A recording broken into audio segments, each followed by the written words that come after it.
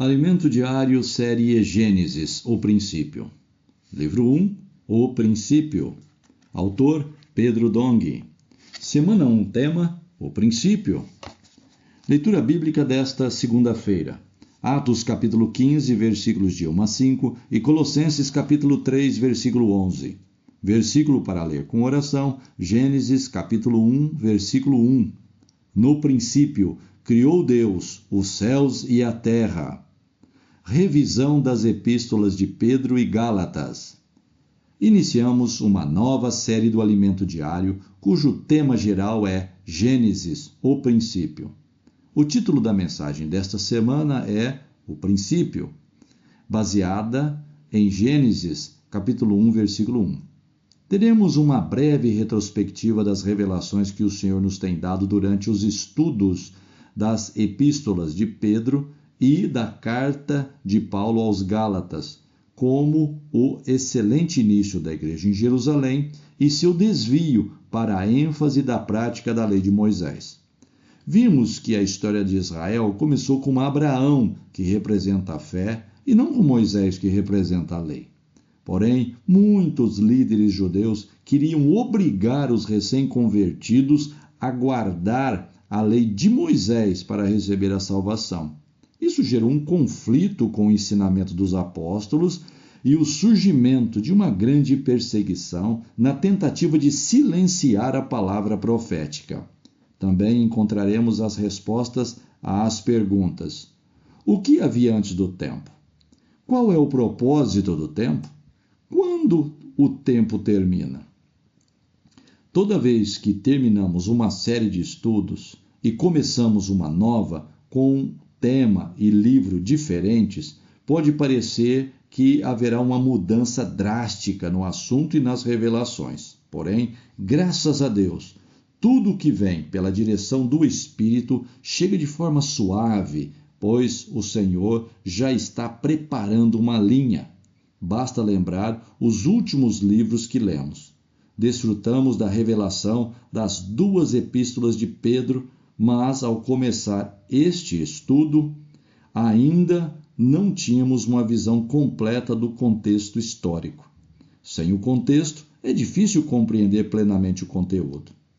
Conforme avançávamos nos textos, o Espírito nos dava novas revelações, especialmente na segunda carta de Pedro. Percebemos que os destinatários das cartas estavam dispersos pelas regiões da Galácia, Capadócia e Ponto. E isso nos levou a aprofundar os estudos no livro de Atos.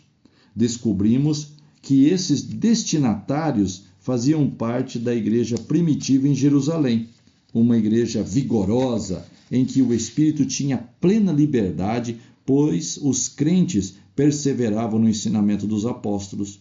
Essa comunhão é a chave para manter a atuação do Espírito. Foi então que percebemos um ponto importante. O início promissor da igreja em Jerusalém foi interrompido pela perseguição registrada no capítulo 8 de Atos, após o apedrejamento de Estevão. Os irmãos se dispersaram pela Judéia e Samaria. Ainda que Atos registre pouco sobre esse período, os escritos e testemunhos de Paulo nos ajudam a compreendê-lo melhor. O próprio Paulo, antes Saulo, era um dos perseguidores, como muitos outros que se enfureciam contra a igreja por ter abandonado as tradições judaicas, como a circuncisão, e seguido a fé em Cristo. Essa perseguição gerou pressão sobre Pedro e os demais apóstolos.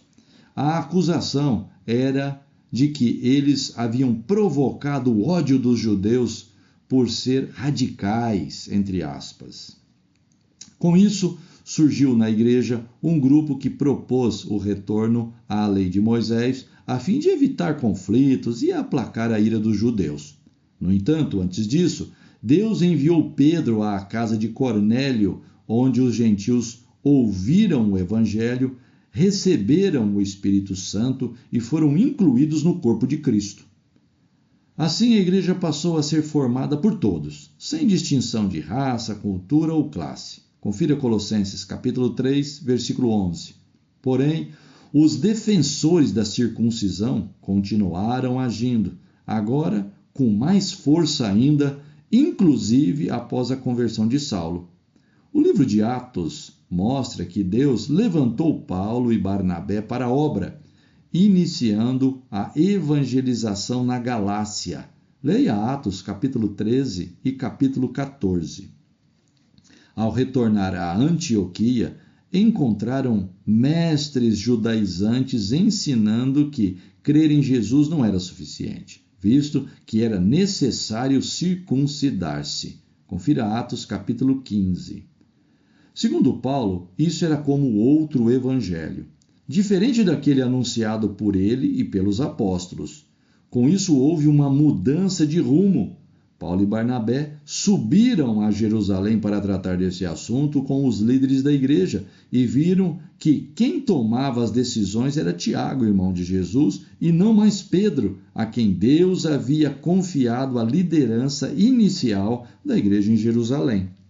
A partir de então, vemos que a igreja em Jerusalém passou a preferir a liderança de Tiago, por ser ele um moderador, e retornou à prática da lei e da circuncisão.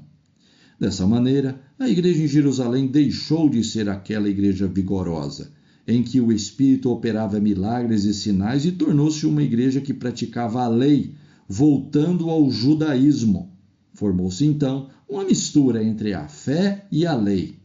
O Espírito já não tinha liberdade para atuar, pois os ensinamentos dos apóstolos deixaram de ser apreciados. Por esse motivo, Pedro se retirou. Não se sabe com certeza por onde Pedro passou depois. Talvez pela Judéia ou Samaria, mas se acredita que tenha escrito sua primeira epístola na Babilônia, possivelmente Roma. A primeira epístola de Pedro foi escrita no ano 64 e a segunda em 67. Nesta última, torna-se mais evidente que as pessoas em Jerusalém já não seguiam a direção dos apóstolos, mas seguiam Tiago e haviam retornado à prática da lei. Elas se tornaram opositoras à obra que o Senhor realizava por meio de Pedro, Paulo e João. Compreender este contexto nos permitiu entender melhor as epístolas de Pedro. Ele chamava esses judaizantes de falsos mestres, que introduziam heresias e escarneciam da palavra dada por Deus por meio dos apóstolos. Pedro, então, define a palavra profética como a única palavra viva que conduz a igreja até a volta do Senhor, como uma candeia que brilha em lugar escuro. Sem essa palavra, a igreja perde a direção. Hoje, graças a Deus, a igreja tem direção. Não estamos no escuro. Temos a palavra profética que aponta o caminho e estabelece o governo de Deus. Ao compreender isso, fomos levados de volta ao contexto de Atos. O Espírito, então, nos conduziu ao livro de Gálatas, pois o mesmo problema estava presente ali.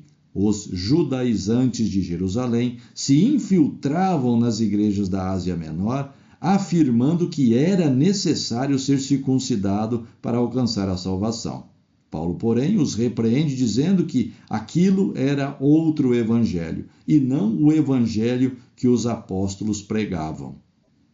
Amado ouvinte, ao estudar o livro de Gálatas, vimos que a promessa de Deus ao povo de Israel não foi feita a Moisés, mas a Abraão, o pai da nação, e que a história de Israel começa com a promessa, não com a lei. Vamos dar liberdade ao Espírito para nos conduzir pela fé na palavra profética.